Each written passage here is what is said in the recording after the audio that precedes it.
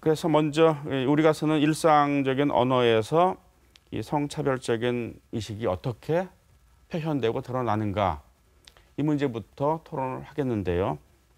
최근 연구 조사를 저희들이 정리를 했습니다. 김은혜 기자 리포트를 보시고 토론을 계속하도록 하겠습니다. 보시죠. 우리가 일상에서 사용하는 언어 가운데는 성차별적인 내용이나 이성에 대한 혐오감이 담긴 표현이 적지 않습니다. 운전을 능숙하게 하지 못하는 여성을 비하하는 김여사, 한국 여성을 비하하는 김치녀, 한국 남성을 벌레로 비하하는 한남충이라는 단어들이 그렇습니다. 대구 여성가족재단에 따르면 지역에 거주하는 20대에서 60대 남녀 554명 가운데 약 94%가 성별과 관련한 혐오적인 표현을 접한 것으로 나타났습니다. 인터넷과 SNS를 통해서 접한 경우가 52%로 절반을 넘었고 신문과 방송 등 대중매체 27%, 사회생활공간 7%였습니다. 특히 아이들은 인터넷과 대중매체를 여과 없이 받아들이고 있어 문제의 심각성이 커지고 있습니다. 서울시 여성가족재단도 최근 시민 의견을 모아서 일상에서 사용되는 성차별 단어 등을 정리한 성평등 언어 사전을 발표했습니다. 가장 많이 나온 의견은 여직원, 여의사, 여교사와 같은 단어처럼 직업 앞에 무심코 붙이는 여라는 표현을 빼고 직원, 의사, 교사로 부르자는 것입니다. 여성을 강조하는 표현 속에는 성차별적인 의식이 잠재되어 있다는 것입니다. 일이나 행동을 처음 한다는 의미로 단어 앞에 붙이는 처녀를 처스로 바꾸자는 의견은 두 번째로 많았습니다. 처녀작, 처녀출판, 처녀비행 대신 첫 작품, 첫 출판, 첫 비행으로 부르자는 것입니다. 출산이나 육아의 책임이 여성에게 있는 것처럼 보일 수 있는 단어를 개선하자는 제안도 눈에 띄었습니다. 여성이 아기를 적게 낳는다는 의미가 담긴 저출산은 저출생으로 바꾸고 어린아이를 태워 밀고 다니는 수레를 뜻하는 유모차는 유아차나 아기차로 부르자는 의견입니다. 저출생과 유아차라는 단어는 엄마가 아닌 아이 중심의 이미지가 담겨 있습니다. 범죄 행위의 위법성을 희석할 수 있는 단어를 개선해야 한다는 의견도 잇따랐습니다. 몰래카메라는 불법 촬영으로 바꾸고 헤어진 연인에게 보복하기 위해 유포하는 성적 콘텐츠를 일컫는 리벤지 포르노는 디지털 성범죄로 불러 범죄의 의미를 명확하게 담아내자는 것입니다. 성평등 주간을 앞두고 저희가 짧게 한 열흘 정도 시민 제안을 받았었는데 600여 건 이상의 제안이 벌써 들어왔습니다. 그래서 언어는 일상 속에서 늘 함께하는 소통의 도구이다 보니까 아마 무의식적으로 사용하던 성차별적인 단어가 생각보다 굉장히 많이 있었고 결국 늘 사용하는 언어들이 개선하는 것이 곧 행동을 수정하는 것이라는 생각으로 유쾌하게 참여해 주셨다고 생각됩니다. 언어는 사회를 비추는 거울이라고 말합니다. 일상생활 속에서 성차별과 혐오의 언어들이 늘어나고 있는 것은 우리 사회가 서로에 대한 적대감으로 얼룩지고 있음을 비추는 것은 아닐까요? 성차별과 혐오로 얼룩진 거울을 깨끗하게 닦아내려면 어떻게 해야 할까요? 시사톡톡 김은혜입니다. 네, 리포트 잘 보셨습니까? 네. 정일선 대표님, 이렇게 이성에 대한 혐오적인 언어가 이렇게 구사되는 거, 어떻게 봐야 될까요? 그 리포팅에서도 나왔던 것처럼 그런 얘기들이 요새 많이 회자가 되니까 요즘의 문제라고 생각을 하는데 네. 실제로는 저희 말하고 있는 무의식 중에 말하고 있는 것들이나 속담 같은 걸 봐도 여성 차별적인 게 굉장히 많아요. 김종택 교수님이 예전에 자료긴 하지만 우리나라 속담 한 1000여 개를 분석을 했더니 네. 여자는 여자 이렇게 들어가는 그 속담의 대부분이 그러니까 대부분이 아니라 전체가 다 불길하거나 경망스럽거나 굉장히 변덕스러운 그런 네. 것을 뜻하더라 이런 네. 걸 분석을 해놓기도 했습니다. 네. 그런 기본적인 가부장적인 체제에서의 그런 여성 차별적인 그런 시각과 더불어서 요즘은 제가 왜 이렇게 여성들에 대해서 여성 혐오 발언들이 더 많이 나오는가를 생각해 보니까 경제적으로 좀 불안하니까요. 네. 남성들이 이 위기의식을 조금 느끼면서 그런 불안이나 공포가 더해지는 것 같습니다. 그래서 김치녀, 아까 이런 말을 방송에서 해서 되는지 모르겠는데 김치녀 같은 경우만 하더라도 자신이 돈을 벌지는 않지만 남성의 경제력에 의존해가지고 명품을 들고 스타벅스 커피 커피를 마시면서 다니는 여성 그런 것들을 비하해서 얘기를 하잖아요. 그런 반면에 뭐 데이트라든지 뭐 어떤 상황에서 자신이 당당하게 돈을 내고 또 남성하고 그 만들어 놓은 질서에서 어긋나지 않는 사람에 대해서는 개념녀라고 또 얘기를 하는 겁니다. 네. 그래서 그 남성들의 입장에서는 지금 이렇게 상대에 대해서 혐오하는 발언들이 예전보다 더 강도가 세지고 그런 부분들은 이 자본주의 아까 체제 얘기하셨는데 신자유주의로 넘어오면서 좀 경제적으로 불안해지는 그런 상황도 같이 고려해서 봐야 된다라고 생각을 합니다. 그 남성에 대해서도 지금 혐오 발언이 같이 나오잖아요. 네. 그래서 그 미러링이라고도 얘기를 하는데 대받아치는 반사하는 것처럼 대받아치는 건데 그런 부분도 그전에는 그냥 수용하고 움츠러들고 수동적이었던 여성들이 이제 그거에 대해서 우리도 목소리를 내기 시작하는 부분들이 있는 거거든요. 네. 근데 두 개 다 바람직하지는 않다라 이런 생각을 하고 있습니다. 네. 그 언어라는 것은 의식이 외화된 거, 표현된 거 아닙니까?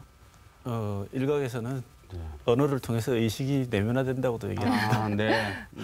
그래서 이 예를 들면 맞습니다. 네, 네. 이 최근에 제가 비슷한 논문 하나 썼는데요. 여성 혐오와 이 현대 미디어 상황에 대해서 비슷한 논의를 한 적이 있는데 여기 오늘 아까 비디오에 나온 내용은 정말 그 방송을 위해서 순화된 내용들만 나온 거고요. 네.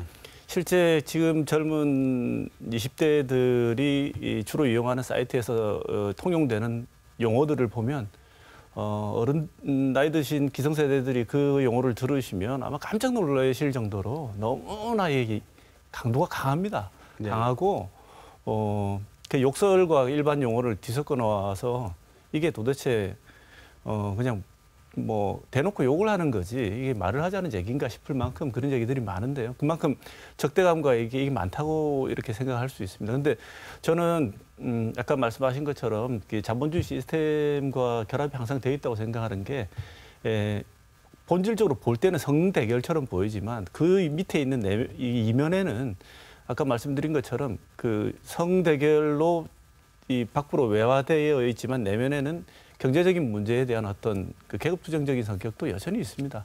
그러니까 서로 비슷한 사람들끼리 그냥 서로 치고 박을 때는 그냥 싸우는 것처럼 보이지만 이거는 혐오가 되거든요. 혐오는 니까짓게라는 마음이 밑에 깔려 있어요. 그러니까 이거는 여자에 대한 혐오가 아니고 인간 일반이 많이 가진 자가 못 가진 자 혹은 네. 못 가진 자가 가진 자에 대한 어떤 계급적 혐오가 같이 결합되어 있는 형태인데 네. 여성 남성이 이렇게 여성 문제 남성 문제가 한꺼번에 이렇게 결합이 되어 있는 형태죠. 계급 문제와 이 성차별 문제가. 그런데 이 언어 문제는 왜 이런 형태로 일방적으로 여성이 당하는 형태로 나타나느냐면 지금 우리가 구성되어 있는 이 언어 체계가 철저하게 남성적인 거울과 이 언어 체계를 가지고 있는데 거기 한번 튕겨 나오게 되면 모든 용어가 자체가 기본적으로 지금도 많이 바꾸고 있지만 전제 자체는 남성의 언어 체계로 구성되어 있고 남성의 언어 체계에 의해서 형성된 의식 구조를 가지고 있습니다. 그러니까 맞는 말씀인 것 같아요, 네. 진짜. 그 의식 구조에서 바라보게 되면 어느 순간 여성들이 미러링을 하면서도 남성적인 폭력적이고 공격적인 언어 형태를 답습한 그렇죠. 형태로 네. 표현만 새로운 바꿨을 대안적인 뿐이에요. 그런 네. 미러링이 되는 네. 게 아니라 네. 전복을 시켜야 되는데 그걸 네. 그대로 답습해서 가져오니까 네. 그 지지를 못 받는 부분도 있고요. 네. 그다음에 아까 이제 남성적인 질서가 이미 굳혀져 있다고 말씀하셨는데 맨이란 단어 자체가 네. 우리 인류라고 생각하지만 인류가 아니라 남성이잖아요. 일단 그 남성을 그러니까 남성은 언제나 상수였던 것 같아요. 그러니까 상수고 여성은 변수고 그리고 그래서 여성이 들어가는 곳은 마이너스로 되고 그러니까 이제 어떤 직종이 있을 때 예전에 그 비뇨기과 같은 곳은 네. 여성이 진입을 못했거든요. 네. 남성의 영역을 생각을 네. 하고 네. 근데 거기에 전문성을 지닌 여성 의사가 그 이제 비뇨기과 의사가 되면 이제는 그 전공이 권위를 잃어버렸다라고 생각을 하게 되는 거예요. 네. 근데 진짜 신기한 게 보통은 요리나 이런 영역들은 여성의 영역이에요. 집에서는 그렇게 생각을 하지만 직업의 세계나 전문직의 세계로 들어오면 남성 셰프에 대해서는 권위가 또 실리는 거거든요. 그래서 지금까지 아까 말씀하신 것처럼 남성을 상수로 보고 여성은 변수로 보고 모든 것을 그러니까 이제 여성 의사 아까 나온 것처럼 뭐 여의사 여화가 뭐 이렇게 되는 것들이 네. 그렇게 남성에 대해서는 남 의사 뭐 남화가 이렇게 붙지를 않는 것처럼 그런 그 질서 체계를 갖고 있기 때문이라고 생각합니다. 네. 그 시작 자체가 모든 직업이라고 불리는 것들이 이 태동되던 방식 자체가 가정은 여성의 영역으로 분화되던 시기 이전에는 그러니까 가정은 여성의 영역, 그다음에 이외 사회적인 활동은 남성의 영역으로 처음에 시작을 했을 때 여성의 영역은 가정 영역에 한정되어 있었기 때문에 그 이후에 모든 직업들이 남자들의 영역이었죠. 그 진행되다가 여자들이 진입을 한 거예요. 네. 그러니까 여자 의사라고 구분이 필요하니까 네. 의사는 의사인데 여의사가 되는 거고 교수는 교수인데 여교수가 되는 거죠. 그러니까 이게 직업 자체가 누구나 가질 수 있는 보편적인 어떤 영역으로 인식이 되게 되면 이런 말이 가지는 구별성이 네. 없어지는 건데 그래서 모두에 제가 말씀드렸지만 이 성차별의 문제는 단순히 남녀 간의 어떤 이런 문제가 아니고 더 밑에 깔려 있는 역사적이고 문화적인 것들이 결합되어 있는 상태. 그다음에 더 나아가면 더 본질적인 문제는 아까 말씀하신 것처럼 정상으로 분류되는 사람, 서구 이제 그에서도 이런 문제는 계속 제기됐습니다만 네. 이거는 서양에서 서양 백인 이성의 엘리트 남자만 정상인입니다. 그러니까 여기서 서양 남자가 아닌 아랍 남자도 비정상이고요. 네. 남자가 아닌 여자도 비정상이고 네. 엘리트가 아닌 하층민도 사실은 모자란 인간이에요. 그다음에 동성애자들도 모자란 인간이 되는 거죠. 그러니까 이건 인류의 기본적인 어떤 인식 구조에 있어가지고 하나의 보편적이고 이 지향점인 이상형을 설정하게 되면 거기 빠지는 인간들은 전부 다 뭔가 하나씩 비정상적으로 네. 모자란 인간으로 이렇게 치환이 되어 왔었는데 우리 철학사에도 이렇게 보면 그 서양 철학이나 그걸 받아들인 대부분의 학문 구조에서 인간 중심주의라는 게 있습니다. 우리가 인간이니까 인간 중심주의는 당연하죠. 그러니까 인간을 중심으로 생각하는 건 당연한데 문제는 인간이 남자라는 거죠. 네. 심지어 이 인간 중심주의를 설명하는 도표에 보면 맨 꼭대기에 정상 인간은 인간 남자예요. 그 밑에 단계에 다른 포유류와 함께 여자가 위치해 있습니다. 그러니까 여성을 반인간이라 그랬잖아요. 그래서 네. 그렇죠. 그러니까 네. 이런 이유가 등장하게 된 것도 보면 우리 정 선생님 말씀하신 거하고 비슷한데 저는 원인이 인간의 본질에 대해서 계속 연구한 사람들이 가지고 있는 문제였다고 생각합니다. 이 문제는 앞으로 또 진행되는 토론에서 제가 다시 한번 말씀드릴 기회가 있을 것 같습니다. 이 중세에서 근세로 넘어올 때 내 사유의 주체는 나다. 생각하는 나는 존재한다라고 할 때 거기서 나는 이제 남성이라는 것이죠. 네. 그런 고착관념이 계속 내려왔다 이렇게 볼 수도 있다는 생각이 드는데요. 그 인간의 본질과 네. 인간의 조건이라는 의미, 그러니까 두 가지. 이거는 철학자 한나 아렌트 책 제목이기도 합니다만 다른 방식으로 해석을 하면 네.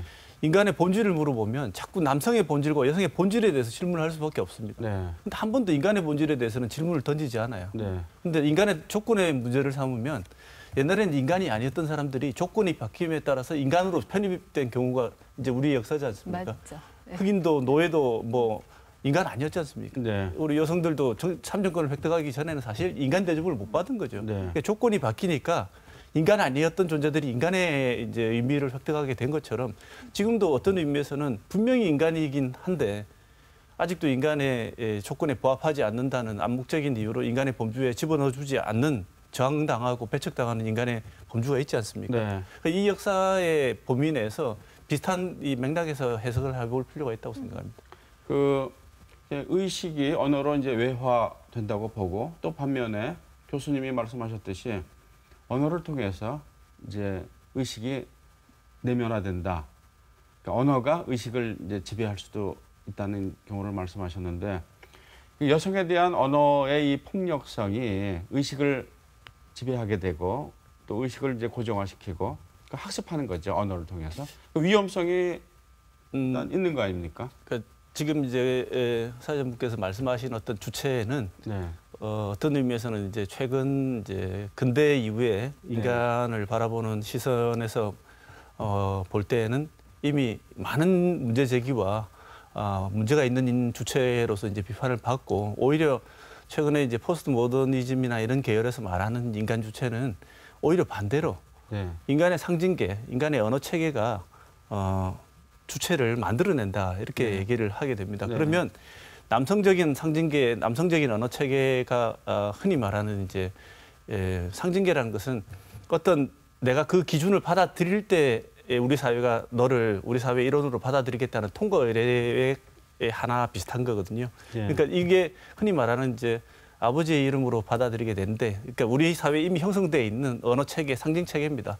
이 말하는 방식과 이 우리 사회가 부여한 상징들의 의미를 너가 수용하는 범위 내에서 수용하면 이 시스템 안으로 받아들여주고 만약에 이 상징계를 거부한다면 너는 우리 시스템 안으로 들어올 수가 없다. 네. 이런 거죠. 그러니까 이 시스템 안으로 들어오기 위해서는 이 상징계를 받아들여야 됩니다. 네. 이 상징계가 이제 우리 정 선생님 말씀하셨던 남성 위주로 편제되어 있는 네. 의식 체계인데 네. 이제 애가 태어나죠. 태어났는데 여자애가 태어나요. 네.